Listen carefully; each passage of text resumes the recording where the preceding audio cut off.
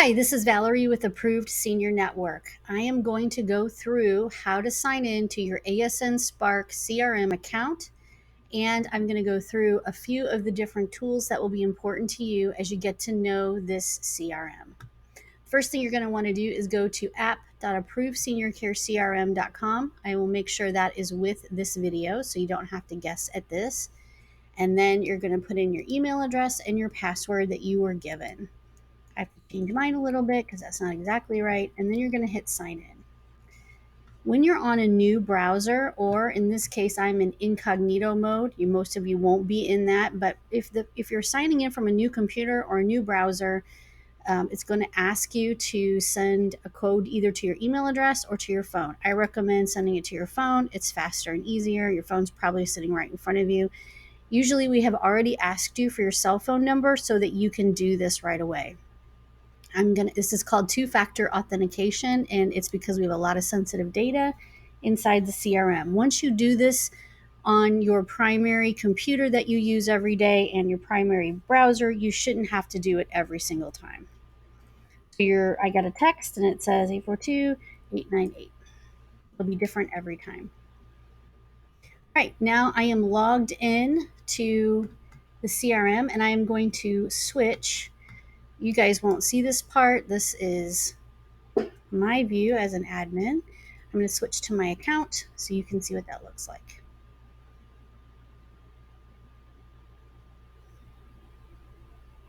Okay, so we have a new set of navigations here, and I'm going to go through some of those. The first thing I want to point out is this is your dashboard, and for most of you, it's not going to have a whole lot of information in it. Although I would encourage you all, as you start using the CRM, to get familiar with tasks. And if you were to change and look at somebody who does use the tasks, like Bob, you can see that he has a lot of tasks in here. And as he completes those tasks, he just checks them off. But he uses this to kind of schedule his day, and that's really helpful. I, on the other hand, am not using tasks as much. I use the support desk and my calendar.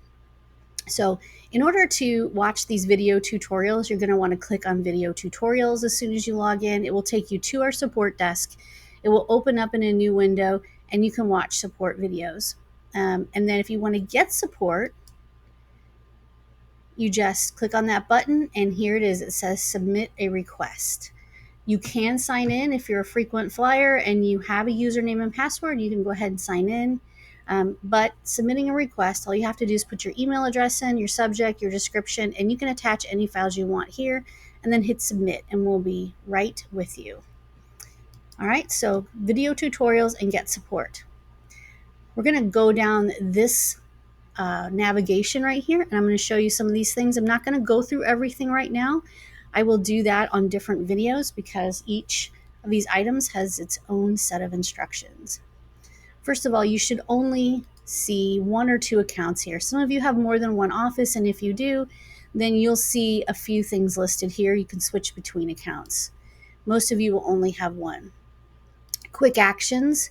Here you can add a contact. So if you want to add a new contact really quick, you can just click on that and then hit save, and that new contact will be in there. If you want to create an appointment with a contact, maybe you're using the recruiting system and you need to quickly add an appointment, you'll need to pick the calendar that you want to create this appointment on. So if you're using recruiting, you might have phone interviews and in-person interviews or something else in here. So you're going to want to make sure you switch to the calendar you want to use and then go ahead and fill in that information. The other one is create an opportunity. So when you create an opportunity, that means you can add in your contact information. An opportunity is the same as a lead or a recruit. So you can pick the opportunity name, you can select the pipeline you want them to be in.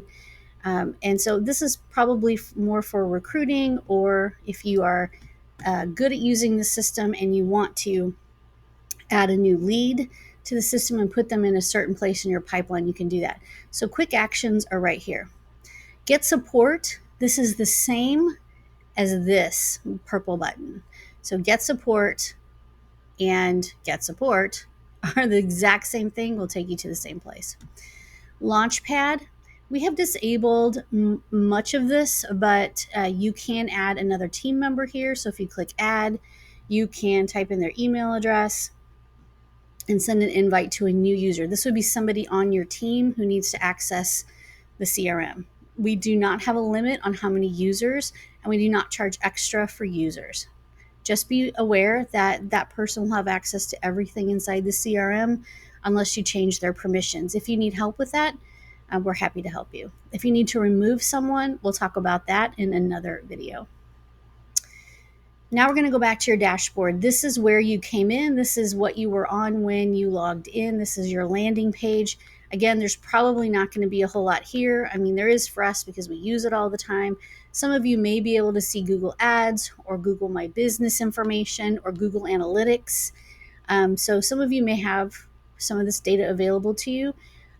If you're just doing recruiting with us, you probably don't see any of that, and that's okay.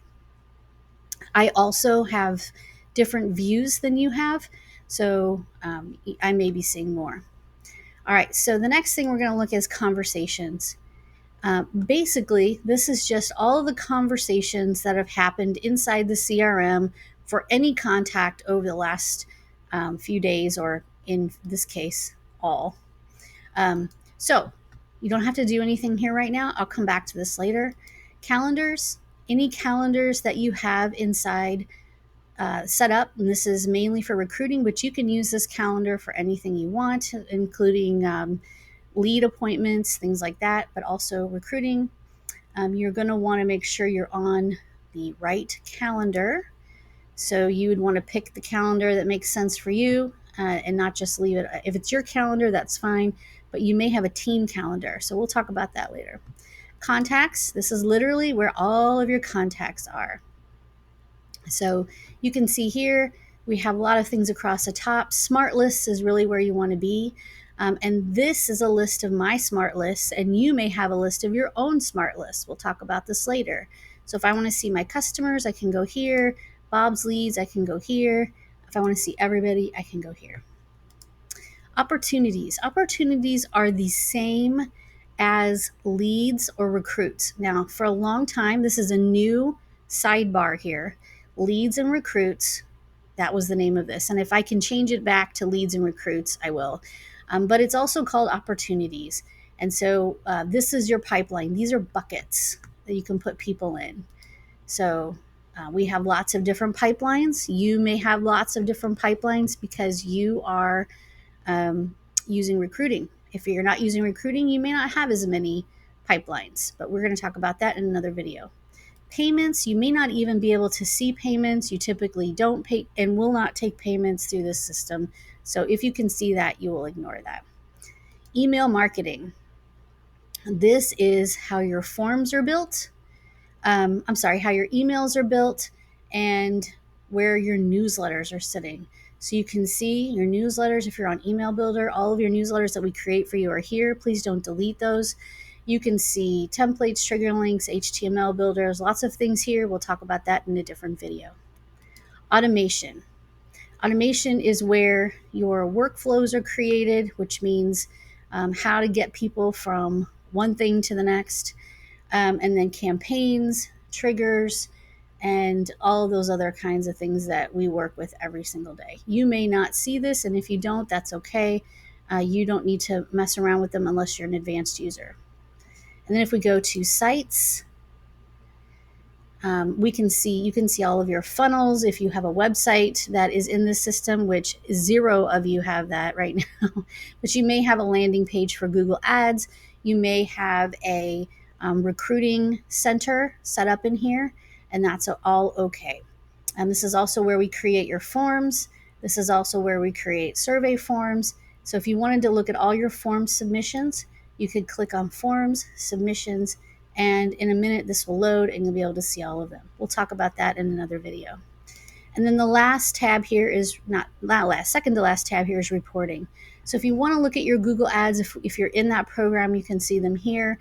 I prefer to go straight to Google Ads. I think this is not an intuitive report, but you're welcome to look at it. If you have Facebook ads running, you should be able to see them here. Attribution report means that you can see where people are coming from. Call reporting is usually an important one.